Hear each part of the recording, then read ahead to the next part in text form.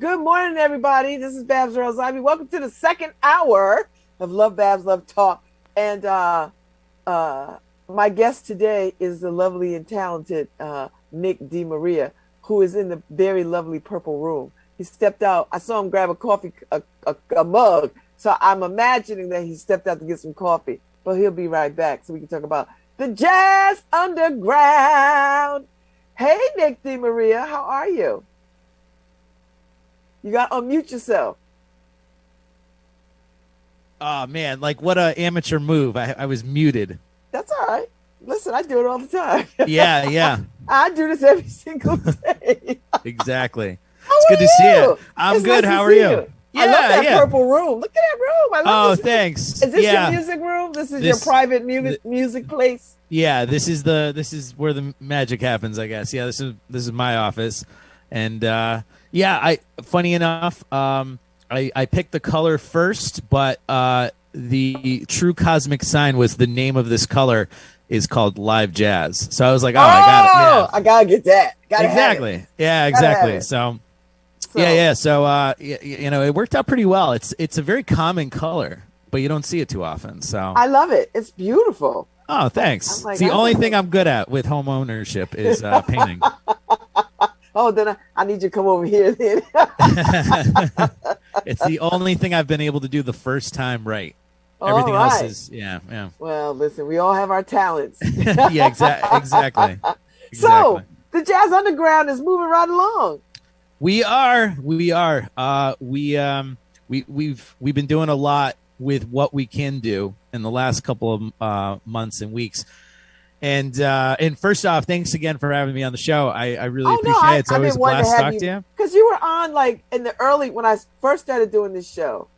Early. And but that's like 5 years ago now. Yeah, like how do I get him back on? Like, what is happening? Like, but you're a school teacher, so I am. It worked out today because there's no school for Veterans Day, and so when you said how about Thursday, I was like, actually, that works. So that works.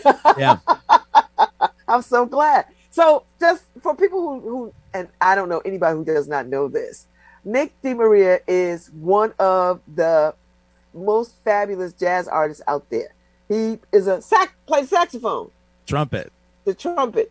It was funny that you made that. A horn.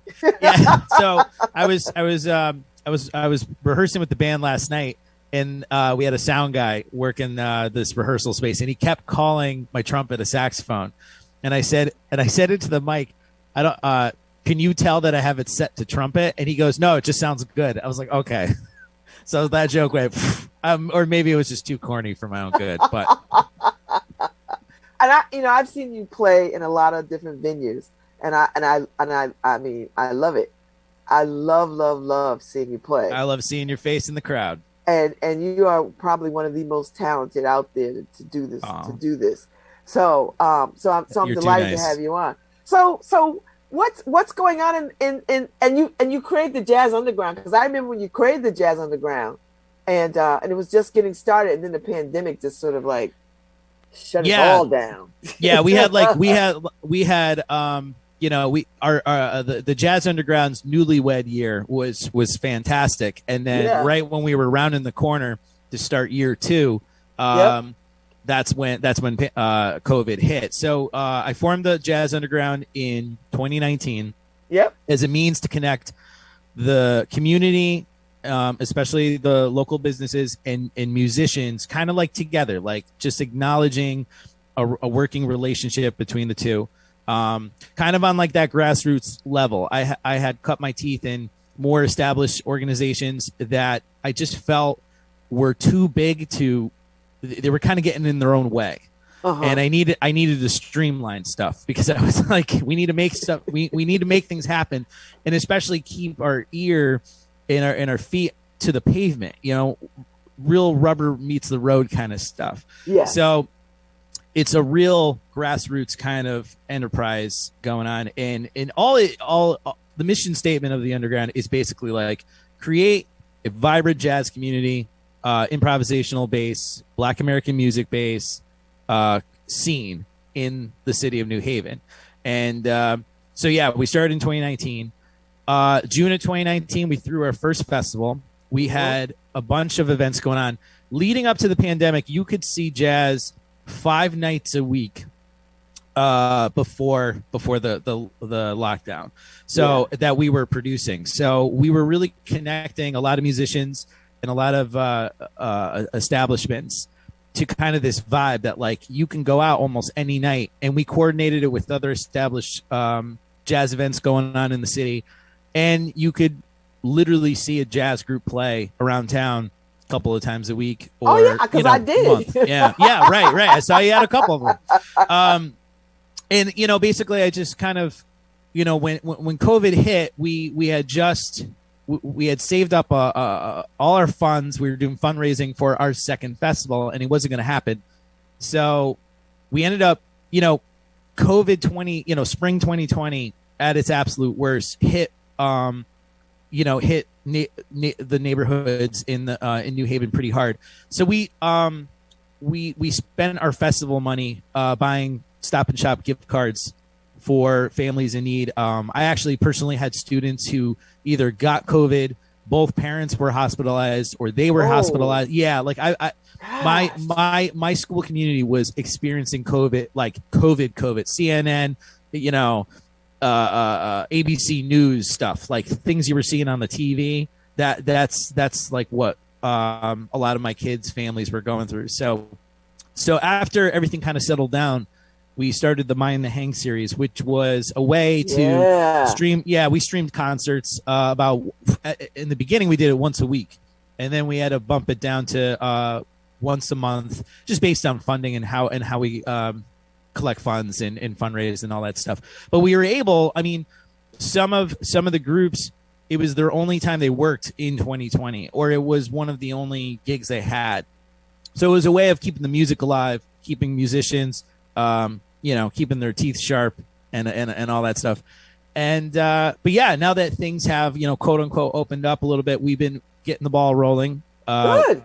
So I started, the Underground has a podcast. That's why I got my official gear set up, because I'm not new to this anymore. And, so we got a podcast, and it's on Apple. We started a big band. So the Elm City Big Band. Yes.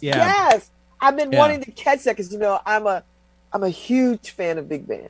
Yeah, it's funny. It's one of those gigs. It's one of those bands where, like, no matter where you play, people kind of stop in their tracks and check it out. And so our first gig was at Temple Plaza.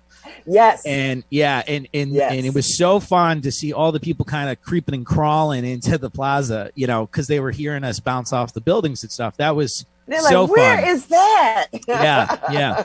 And it's made up of a group of young professionals that when you get out of music school, it becomes the unicorn gig. To get a big band gig is rare, and it's like a fun opportunity, because it's something you don't get to do very much. So everyone's like super enthusiastic about playing in the group. And we've played a few shows. We most of the members of the band are also educators, so we had to take the fall off. But we have to start plugging all the shows now. We've got a holiday concert planned for December 19th. I saw that somewhere. Yeah. Yes. I'm gonna be. Where's that at? That's going to be at the State House on State Street. I think around 7 o'clock. Space. Yeah, it's a good space. Well, Carlos Wells, the owner, we really owe a lot to him, because while the State House was closed up until basically September, he was letting us use the space to rehearse. So because it was big enough. So the band members, this is a 17-piece band, so like we needed big space. So all the ECBB rehearsals were at the State House, and then I kind of I really love the sound in that club, and I love the vibe. So we set up our Christmas holiday show, like I said, December 19th. We have a guest vocalist, Mr. Jordan Watson. I always mess up his name, and I apologize that Watson. I don't think I know him. He's more he works with my wife. That's how I met him. But he's a gospel singer. Oh, okay. And he's just so I first met him at like a work related no, it was like I think it was like my wife's company's Christmas party or something. Oh, okay. And they had him sing a tune. And I was just like, whoa. And he's that guy. yeah. And he's just got those gospel chops, like the bravado that comes with, so he's going to sing on, Christmas, traditional Christmas songs and that stuff. Our one of our alto saxophonists, Malin Carta, she's going to do some vocals too. And then I believe, if I'm not mistaken, they're going to do a couple of duets. And everything with the big band backing them up, so it's gonna be it's gonna be a lot of fun. Nice Sunday afternoon. How much are the tickets? I think they're 20. I think they're 10 or 20. I gotta. I should have. I'm sorry to do my homework. But, no, that's all right. I follow you on Facebook, so I know you'll post it. Yeah. Oh, yeah. That's the thing. You can always rely on my constant promotions. But but I love it though, because that's how I know how things are happening. It's the only band I play in that is completely stress free in a lot of ways. Like I was saying, yeah, because everyone involved in it is just in love with it. So there's really no. I would imagine, Nick, a band that size would be a headache. It's one of those things where we can't. It's very democratized, or it's a real democracy in this band. We basically say, hey, look, here's the opportunity. Yes or no, can you do it? And if and most people make time for it, which is really good. And I'd say on a gig, we got a list of subs and stuff, and we try to rotate musicians in and out, so that the project can keep going forward. But it's a group that the members really love being in, so it's a lot of fun. In fact, I just MC most. I play like the last trumpet part because I just want to like sit back and listen to these great musicians play, and then I got the microphone, so it's a lot of fun. I'm trying to get my schmoozing game like down so that I can really MC these events. I love it. So all right, so you're back doing gigs, right? Yeah. You're doing it with the band. You're doing them on your own too, right? Like, because you're a top-notch musician, so thanks. you working too, right? You're working. Yeah. I was really, really grateful that it's funny when you're this is going to be such a like a glass half empty kind of comment, but when you're a musician, I try to truly make a relationship between me and the venue I'm working at. I want to be. It's not like I'm kind of visiting. I want to be a part of it in as a branch. So I really try to like, build relationships with the staff and the owners and all this stuff.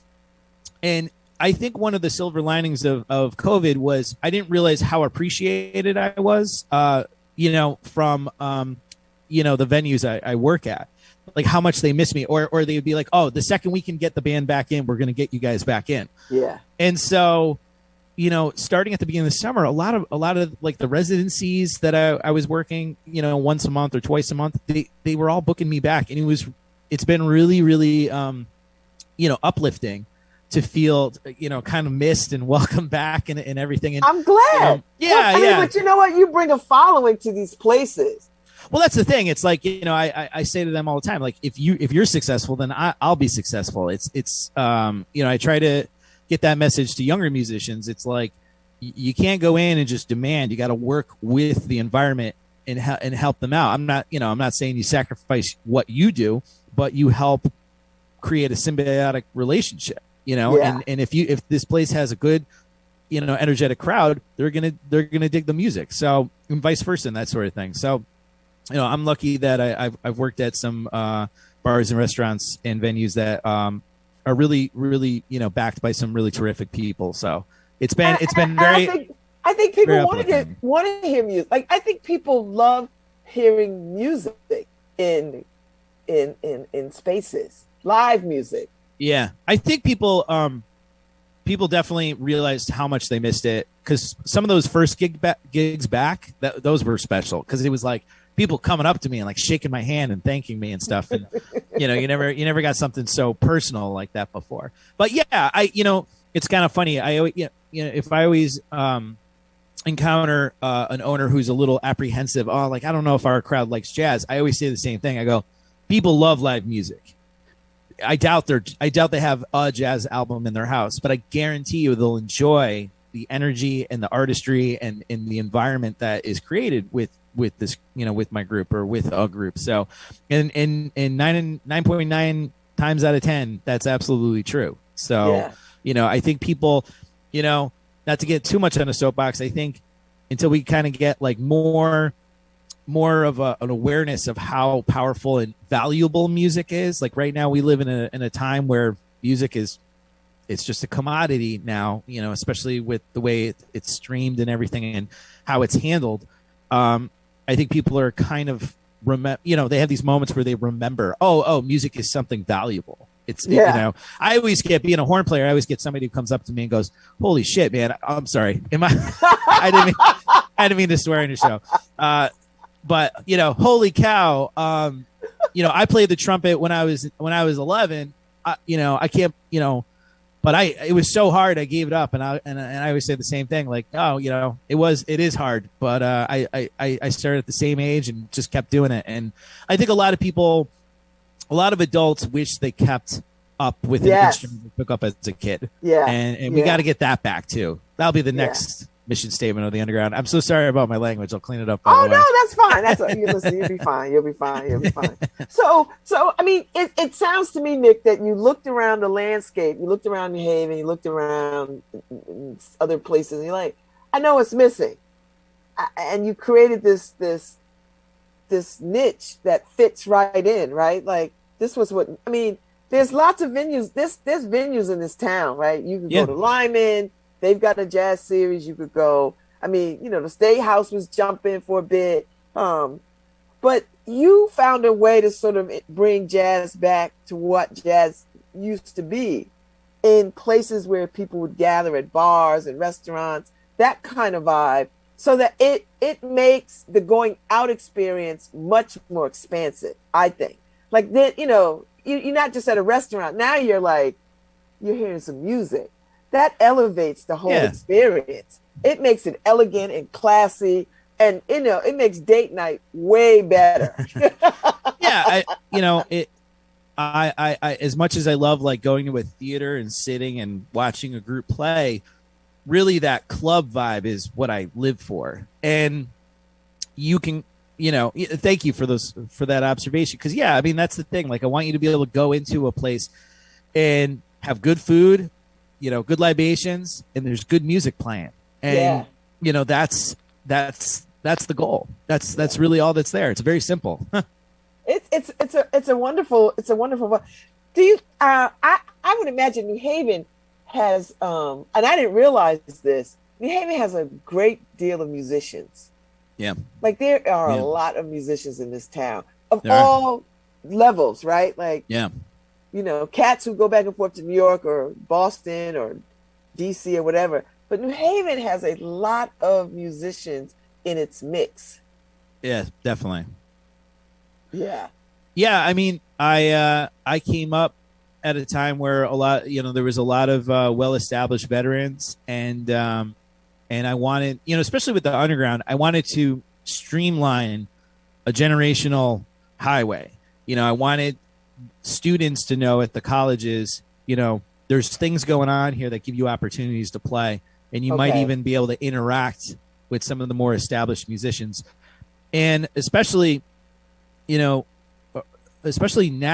there are a lot. There's so many that, like me, are educators during the day, and then we're playing at night, and we're all based around the greater New Haven area or in town to begin with. And that's the thing, like, you know, New York will always be the Mecca. It will always be you know, the place, you know, of jazz in America. But it has always been my opinion that it should also exist vibrantly outside of New York. And I wanted to really bring back that, you know, stop along the tour route attitude, you know, and, you know, again, before COVID, we were starting to get there because we were working with musicians who were spreading the word for us, because we were getting inquiries from other groups, and they were saying, oh, you know, we're going to play the side door at the end of the month. Do you have anything, you know, that Thursday that we can get on? And, you know, or we're going to go up to Scullers, you know, up in Boston. Yeah, it was. I like the side door, by the way. Thank you. And it's nothing new. I didn't invent anything. New Haven always kind of had that vibe, and I wanted to just keep that preserved. But it you know, it's bittersweet. COVID really cut us at the knees. I mean, like, we were just really taken off when everything happened. So it's been a slow build back. But we're getting there. You know, not only to plug the big band show, but we've got a show in January now with a special guest, drummer Mike Clark. And a lot of people don't know him per se, but they all know his music because he was famously in Herbie Hancock's Headhunters band. Oh, so like the early, so he's like he's an Oakland. He says that he's a Oakland funk drummer or something like that, and he's got that Oakland sound. And he's coming to town, and he's one of these guys who's, you know, he's so important to the music. Well, actually, that show's going to be at the State House too. When I told Carlos who I wanted to bring in, he goes, "I don't really know who that is." And I go, "Are you familiar with Headhunters?" And he was like, "Oh, I wore that record out." And I said, "That's the drummer." And he said, "Oh yeah, he could be in. I want him in my club," because it's one of those things where he's one of these unsung heroes, you know. So we're slowly but surely getting things back, because my goal has always been to have like a pretty big show in the winter, and then like a festival in the summer, and then our regular events all throughout the year. And so hopefully with 22, it will we'll make up for lost time. Yeah, I'm hoping too, because it's been nice to you know, I popped by Cafe 9 a few times to hear some music, and everybody in there was like, even though it was a limited crowd, everybody in there was like, "Man, this is so nice to be back someplace to hear live music." Oh, sure. And funny enough, we're gonna be starting on November 23rd. Every other Tuesday will be a jazz night at Cafe 9. We're starting that up. Yeah. So we've got some incredible local magnificent players lined up. So it starts off with Ryan Sands, who's a drummer from New Haven. His brother is Christian Sands. I know the whole Sands family. His father used to teach me piano. I'm not surprised to hear that at all. And so Ryan's kicking it off, and then 2 weeks after that, we've got Jonathan Barber, and he's bringing a trio. And then after that is Josh Bruno, my brother in arms, fellow trumpet player, and he'll be. And basically, it's, you know, an hour house set, and then we're going to open it up, and basically we're. You know, before the pandemic, we were doing this on Tuesdays up at Three Sheets, and I love Three Sheets so much, and I'm glad that they seem to be getting back on their feet. Yeah. But our crew, our scene was getting restless. Okay. So I approached Paul and said, "Hey, you know, for a bit, can we try this out?" And he was very supportive, as he always is.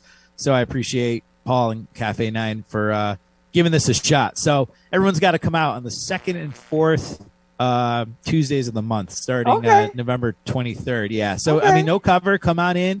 You know, you can listen to the bands, and hopefully we'll have a lot of musicians hanging out. And I invite musicians across the board, no matter the instrument, the level, get down there and get interacting with each other. Yeah. Yeah.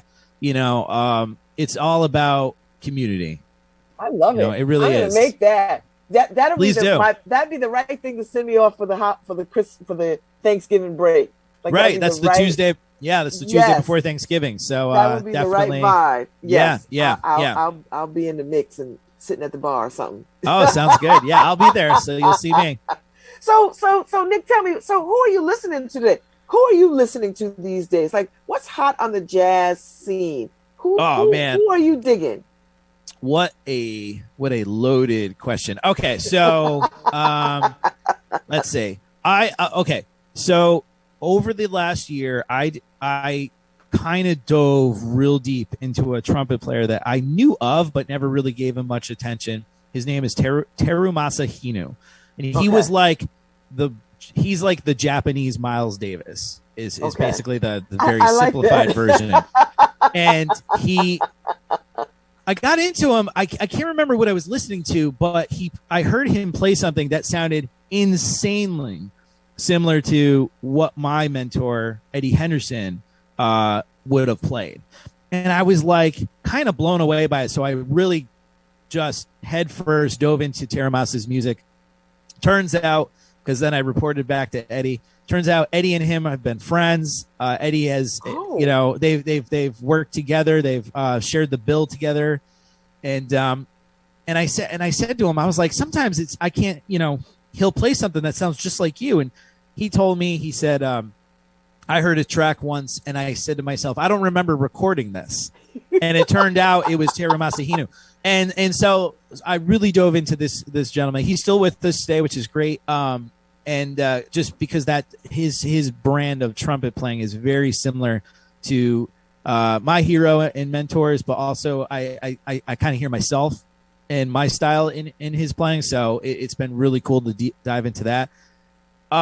In terms of like modern stuff, oh man, I mean, I'm just getting my iTunes open here. There, everyone in the scene is, I'm sure, familiar with Nate Smith, the drummer, who we had at Temple Plaza back in 2018, I believe it was. He released his group Kinfolk released an album that's just amazing, just so good. And there's this vocalist Michael Mayo, who I don't know, but apparently a lot of my peers know him, and so he's got a new record out that came out a few weeks ago. And what's funny is overall, a lot of the records that are coming out, there's so many what we call fusion albums. There's a lot of blending and blurring the lines between jazz, funk, hip hop, lots of hip hop, I should say, soul, R&B, all that stuff. And it's not rare now to grab an album that just dropped that has like a lot of elements of other styles of music, like I was just saying. So, Marquise Hill is a guy, a trumpet player that I absolutely love. He makes music in this vein. That Nate Smith record I was talking about. So it's just like, stuff like that. And then, and then of course I've got my favorites. I was just listening to Josh Evans' recordings. He's a trumpet player from Hartford who's about my age, and, just to be like, to be like, I know that I've hung out with this guy is pretty fabulous, and his playing is incredible. And then, I've been listening to a lot of Nate Woolley, a lot of trumpet players. I have to say, I'm you're biased. I'm very biased to my instrument. Yeah. And it was great. I actually brought Nate played in New Haven a couple of weeks ago. That was a load of fun. And yeah, I mean, it's such a loaded question. What do you listen to? Oh man, the answer is like so much that I don't have time for all of it. But wow. Yeah, but there's just so much out there. I'm already an audiophile, so I collect vinyl. I still collect CDs, collect digital. So it's like, what I'm listening to today could be completely different tomorrow, just based on what I woke up in the mood for. So, but that's good though, right? Oh that makes you a well-rounded musician when you listen. It certainly does. It certainly does. Music, right? Yeah, I am not. I encourage people to get to fall into those rabbit holes and dive into stuff that it's all literally there now. So there's really no excuse. Go check it out. So, I always go back to the classics, Blue Note and Impulse Records and stuff. But then, I'm always looking for new stuff. Funny enough, Smalls Jazz Club in New York, I have a I subscription to know their it. series, or I have a subscription to their organization, and so you can watch any of their concerts at any time you want. So definitely, you know, listening to a few of those. So some of the guys that are like on the New York scene right now and that sort of thing. So, but there's Wow. always something playing. So you don't teach music though, right? You're not a No, I music do. teacher. I You do. do? You teach music? Yes, I teach kindergarten to eighth grade general music. So I teach everything from singing to recorders and keyboards and drumming and chorus, and I got a bucket drum line and all that stuff. So it's very, very different from what I do at my night job, but I like the balance it brings. And do they know what you do at night? Like, do they know your other side, your off ego? Some kids have gotten a little wise to it. I have some of my like promo flyers on the classroom wall, so they'll go like, "Is that you?" And they a couple of them get a little sleuthy, and they go, "I found your YouTube channel," you know, or something, you know what I mean? Or, you know, my brother and I found your Spotify, you know, some, you know, stuff like that. What's funny is because of remote learning, I am not I cannot sing a song or do anything really to just a screen. So I pre-recorded all my lessons, and I now have this like school YouTube channel where it's like, "Hey kids, Mr. D here, you know, and today we're gonna blah blah blah," and so the kid, it's funny enough, the really little kids now, they go, "Oh, the guy from this," they're like, "I saw you on YouTube," like, so. Oh yeah, so a lot of the really younger grades, yes. right? A lot of the really little kids, when we went back to in person, some of them, it was their first time interacting with me in person, but had interacted with me online already. So they were like, "You're the YouTube guy." And so that's been interesting. So they think I'm famous because they've seen me on YouTube. So it, you know, whatever impresses them is fine by me. I'm not above I'm not above it. Whatever they think.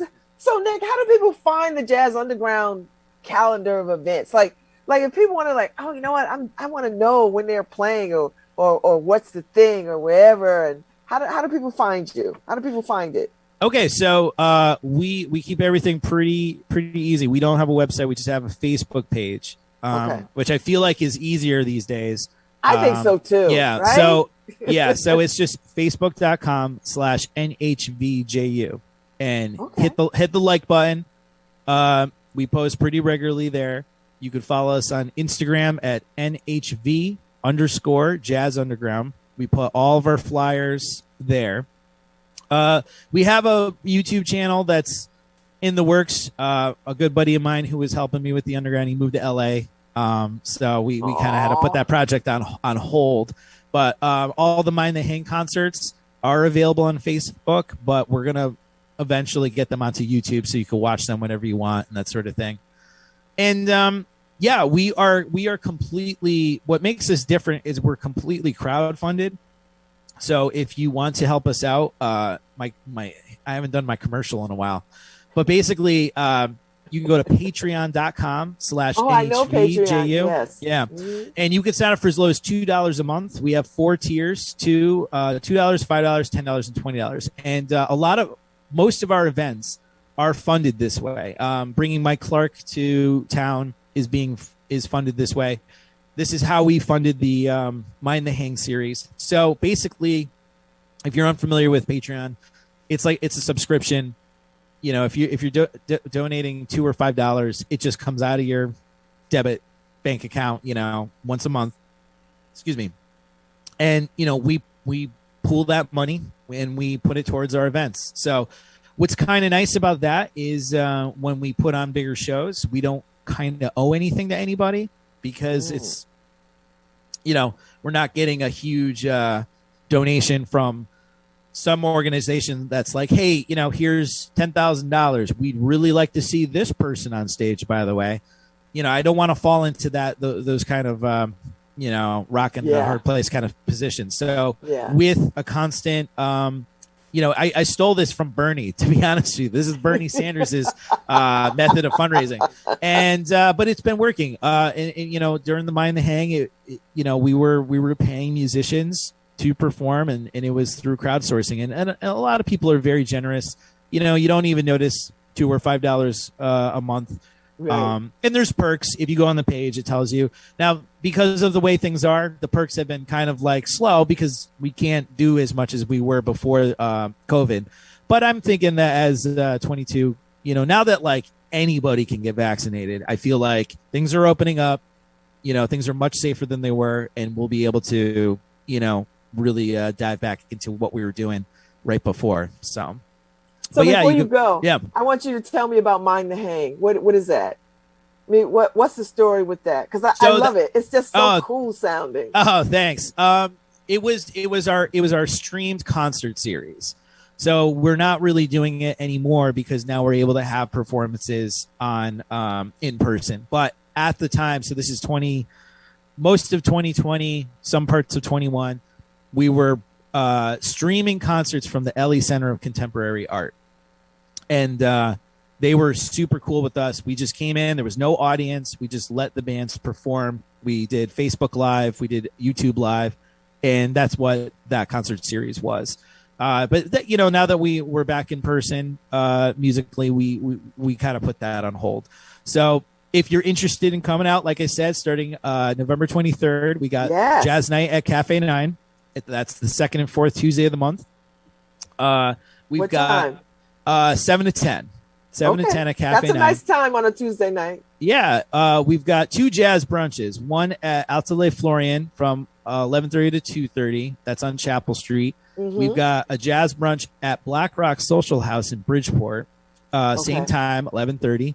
And that's always a rotating list of musicians. And then, so December 19th is the Elm City Big Band's holiday concert. At the State House. At the State House. And then also at the State House on January 7th is drummer Mike Clark, who will be playing. So that's all that. Yeah, that's, and then so hopefully we're coming back. So I think you are. I think you're back. I think you're back. And I think it's good for the city. I think it's good for the musicians. I think it's good for everybody. So I'm glad that music is finally coming back. It certainly is. It certainly is. And thank you to all. I just, shout out to all the venues in town that have always been supportive and welcoming. And I appreciate all of them.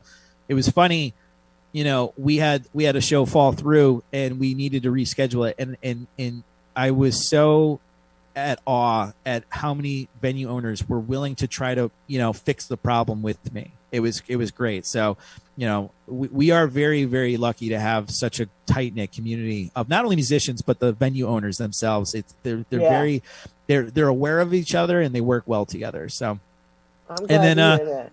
Yeah. And then if I may, if anyone is available tomorrow night, one of my bands called Indigo 7, which is the name of a record I put out in this particular project. We're playing at the Pulley Club, which is attached to the Palace Theater. That's on my calendar. Yeah. Now where is that? That's in Waterbury. So the Palace Theater is. Yes, I know that venue. Yeah. Yes. So there's a club room on the I believe on the second floor, and they have a jazz series. So we're playing tomorrow night.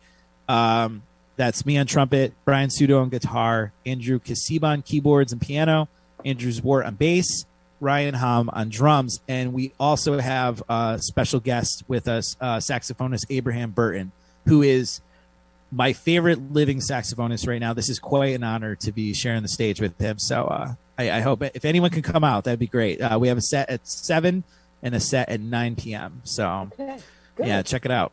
Well, thank you so much, Nick. It's so good to thanks, see Babz. you. Yeah, I want you to come back the next holiday. anytime. Sometimes I'll tune in from the classroom. I'll have the kids behind me. But that would be fun. That would be fun. Sure. So, but thanks for having me on. I appreciate you and everything you do, and it's always good to run into you in town. So thank you very much, Nick, and happy music to you. Oh, you too. Thank you so much. I'll see you on the 23rd. I'll be in the mix. Okay. All right. We'll look for you. All right. Thank you. All right, Take Harry. care. We're gonna play out, but I'm glad music is back in New Haven live and living color. It's wonderful. So, Yeah. All right. So I'm out, people. I'll see y'all tomorrow, Friday. Enjoy the rest of your day, y'all.